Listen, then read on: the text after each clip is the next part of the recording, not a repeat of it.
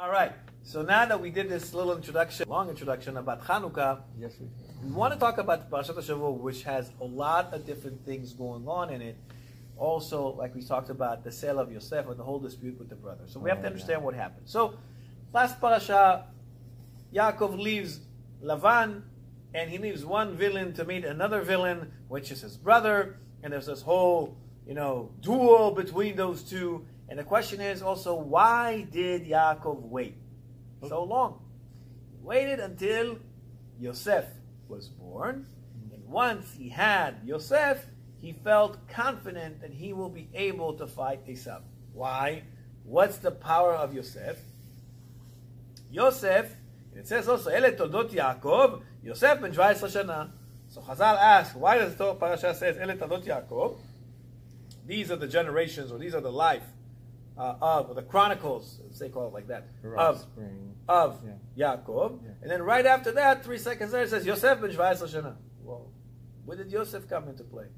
To show you that the chronicles, the most important part of all of this thing, that he went to Lavan and he married the daughters, was that he has Yosef. Wow. That is. Once he has Yosef, Yosef is the antidote to Esav. Beautiful. He's the antidote. That's why he waited. So that explains why he waited there for 20 years. I mean, because think about it. Okay, he married the first one right away. I mean, well, not already. He worked for her 7 years. He got it. The second one, this whole deal, he got Rachel right away, but he still had to work 7 years. So after 14 years, come on, dude, leave. So they said, well, people say, well, he had to make some money. Okay, he didn't have to work there 6 years. He waited until Yosef was born, because he knew he was going to face whom? Esav. It says,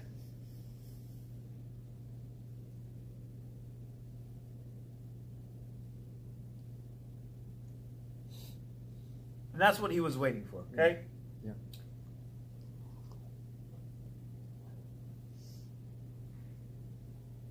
Now Yosef is, the pasuk says, Vaya bet Yaakov esh, the house of Jacob was fire, ubet Yosef lahava, and the house of Yosef a spark, ubet Esav lekash. And how do you light the fire?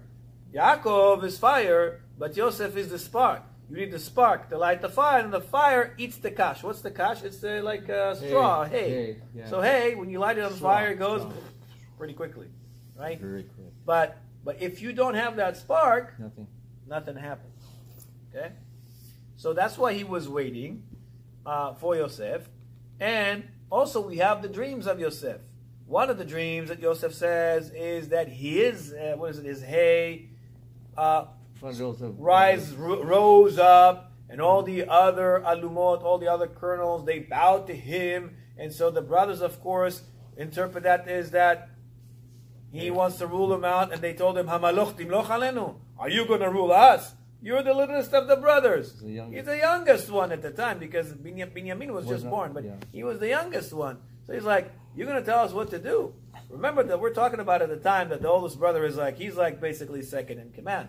And so, and who was that? And that was Reuven was supposed to be the eldest, but because Reuven, he switched the beds of Leah with Zilpah, and so Yaakov was upset with him. He basically not disowned him, but he denounced him from being the heir to the throne, if you will, right?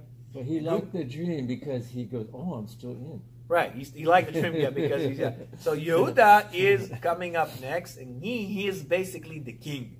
Oh. And he is the king.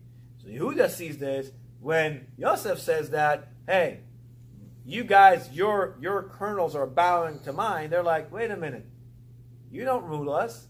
And that's why when he keeps telling him the dreams, what did they say? Vayosifu seno oto od, means that they kept hating him more, even more. So now, why is Yosef telling him these dreams? What is he, crazy? He's trying to start a riot. I mean, like, why is he doing this? And why is Yaakov treating him differently when he gives him the kutonat hapasim? What are they doing? Right? He's instigating this whole thing. So it seemingly doesn't make any sense until you understand that who creates this whole mess? Who's the director of the world? Hashem. Hashem created that. Why Hashem created that? Why does Hashem create all of that? Because it doesn't make sense. I mean, Yosef is smart. He's later on become the ruler of Egypt. He's basically able to kind of coerce Paro to giving him to rule the land. He's not stupid. And he knows how to interpret the dreams, and he becomes a very rich person, a very powerful person. So what, he didn't know that? Oh, you could say, well, he was only 17. A person who's smart is smart. Yeah. Like some of these people were born, if you look at some of these leaders, you can see their life. It was known like this guy is gonna like be something special. How special, we don't know, but special. Like if you look at world leaders, people will tell you at a young age, this guy was something. Yeah. This woman was something. Okay? So he tells them these crazy type of dreams, and you know the dreams, and they get upset by them, right? And he tells them that even not only their bushels of hay would bow to his, but also that the stars and the moon and the sun will bow to him. If someone tells you this right now, you think this guy's out of his mind. You think this guy, what do they call this, narcissist, right? He's like, dude, relax, right? So what's going on? But did it happen? Did actually his dream happen? Yes. You betcha they happened. They all came and bowed to him, including his dad. Yeah. So every single thing in his dream happened. These were not fake dreams. So seemingly, wait a minute, he tells a dream. If you hear this dream, and you're the oldest, and you don't like this guy already, because daddy likes him more. I mean, you think these things didn't affect them? They're humans. Yeah. At the end of the day, they're humans. People want to be the favorite, right? Even my daughter asks me sometimes, she says, Daddy, who do you like more, me or Libby? So I always tell them what they want to hear. I say, I love you more, but I love them the same, you know? It's different. It's just different type of love, right? You have different things about them. The relationship's a little different. So what he's telling them is he's telling them, listen, everything is dependent upon me. All of the abundance, the bushels of hay, symbolizes what? Abundance, physicality. The physicality, the material of the world, it bows to me. Wow. And the spiritual world, which is above us, the stars and the moon, they bow to me. Everything bows to me. Why? Because he is the Sfirat HaYesod. Yesod. Yesod means he is the pillar of the world. Everything stands upon him, the foundation of the world. Without foundations, if we ruin the foundation right now, what happens to this building? It falls in like 5 seconds. Any small wind over 40 miles an hour, this thing all falls apart. Right? Yeah. The foundation is the most important. Everything rests upon that. So that's what he's telling him. He's telling them, now, they get it. They're smart. It's like, wait a minute. Not only think you're going to be the king, you think you rule physicality, the material, and the spiritual? Man, you really need to get this, right? And that's why when he comes to see them, they're starting to do what? Plotting on how are they going to get this guy out of this world? Because according to them, he is a boged. He's a traitor. He's ludicrous. They think he's kofer. Rodef. Yeah. It's Dim Rodef. So he's eligible for death. That's what they rule. Now, there were only 9 of them. So we learned from this, by the way, minyan, we learned from this. The concept, why do we need minyan? We learned from the brothers. So, and there's other places, but that's the first place we see it, that you need a quorum of 10 men.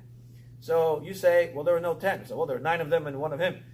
Believe it, he didn't rule to kill himself. He probably, most people don't say, even if you're a part of the jury, and you're also the defendant, you don't say, you know what, I think I did it, so let's convict me. No, even if you know you did it, you're not convicting yourself. It's not going like that. So they didn't have 10, so they said the Shekhinah is Tafalin. The Shekhinah. The question is, but wait, why the Shekhinah is Tafalin? They're talking about killing a person. Because at the time, this is how Hashem does it. At the time, based on the facts that they knew, they were right. They didn't know that all these dreams are the actions of Hashem, that Hashem, who makes you dream? And what you dream? Hashem. The actions of Hashem.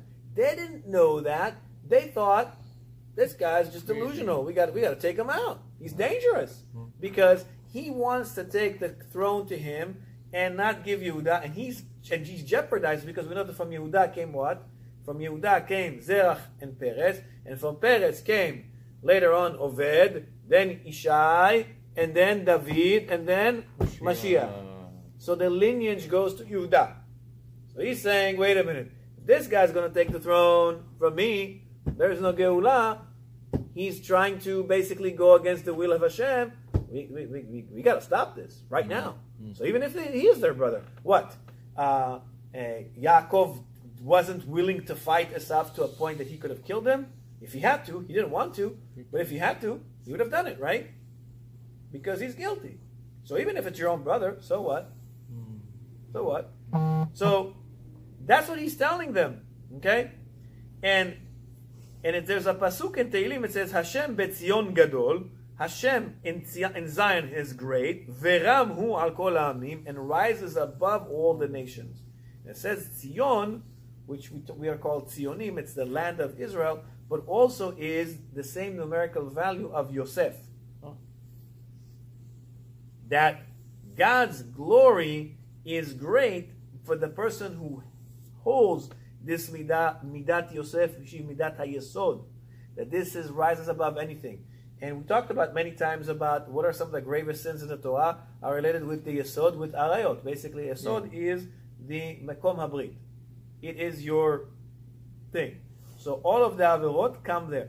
From there's I think 48 krituyot, 48 different averot that you get karet, which is like you basically get cut off from your nation, and I think 40 of them have to do with arayot.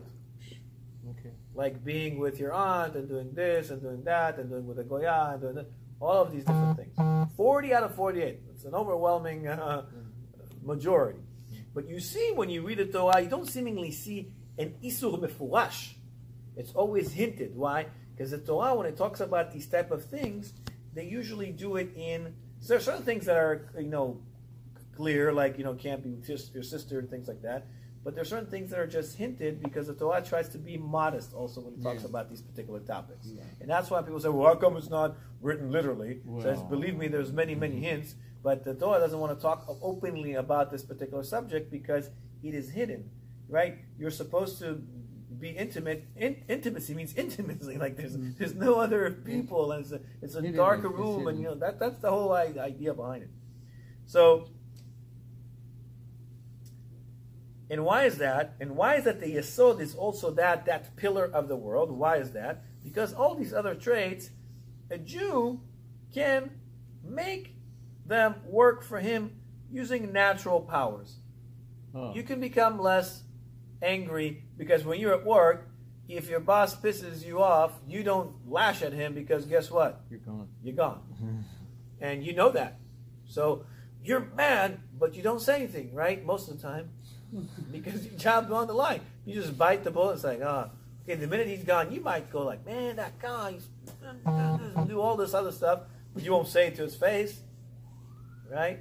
You hold yourself, or even if you're in a place where, say, a rabbi talks about something and he's wrong. You made a mistake. Are you allowed to correct him in public? No. What do you think? No. Nope. You're not allowed to. What are you going to do? You could say, Rabbi, I think I read in this book, in Shulchan Aruch, it's written that.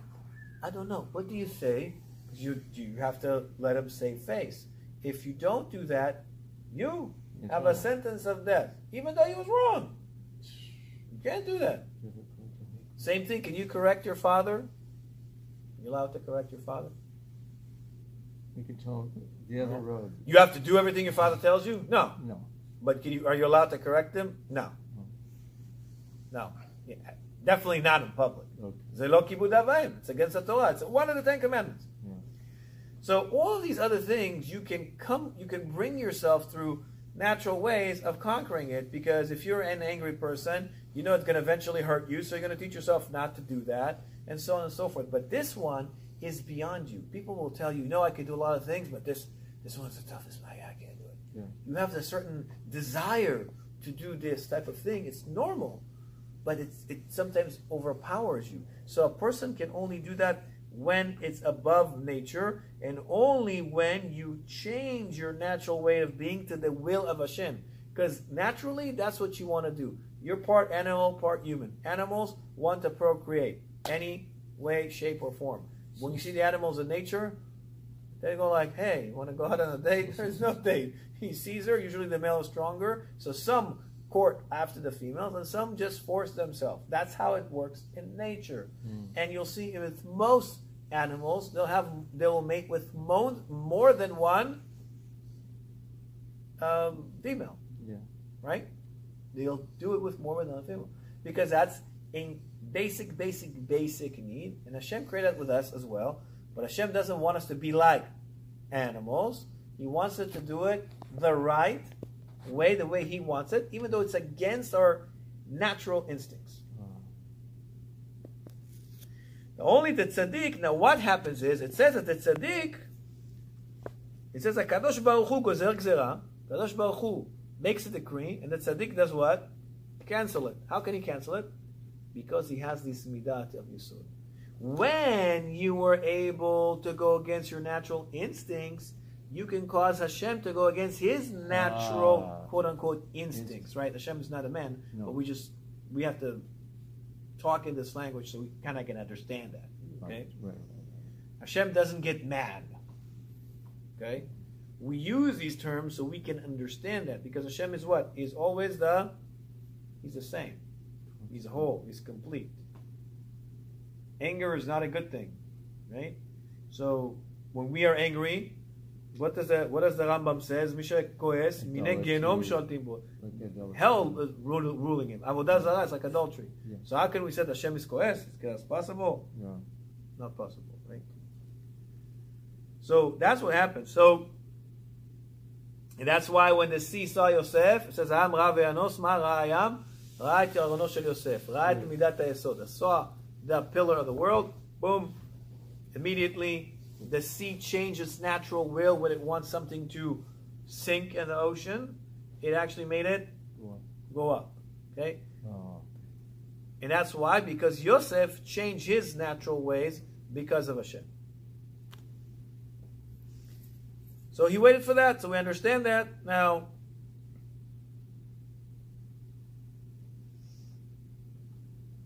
I'm just going to skip a few things. When a person becomes a ruler of that trait, of the arayot or midat yesod, he becomes a ruler of what? Of everything else. How does the Torah describe Yosef? It says, Ve'Yosef hu hashalit, he is the ruler, hu hamashbir, he is the provider, lechol amaretz, to all of the nation. Shehu Hamoshel v'ashalit al kol midot. He is the ruler and the conqueror of all the traits. And where is the greater trial? Is when it looks like there's no isu. Because when he was there, he was a prophet.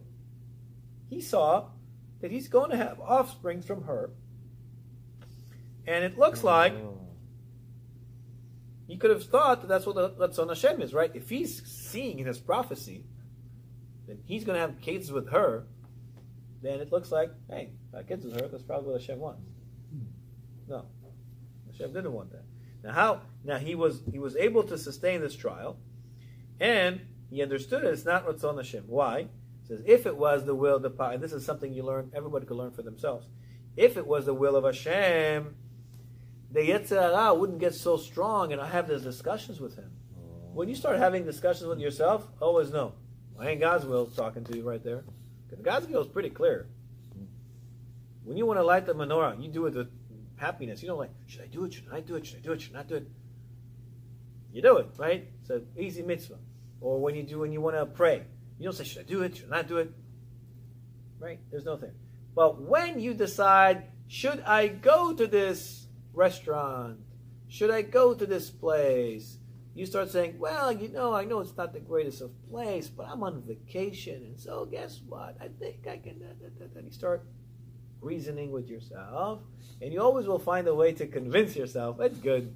But when you have the discussions, it's never Ratzon Hashem. It's always Ratzon Yetzer Hara. So he gets that, he realizes that, and that's why he stops.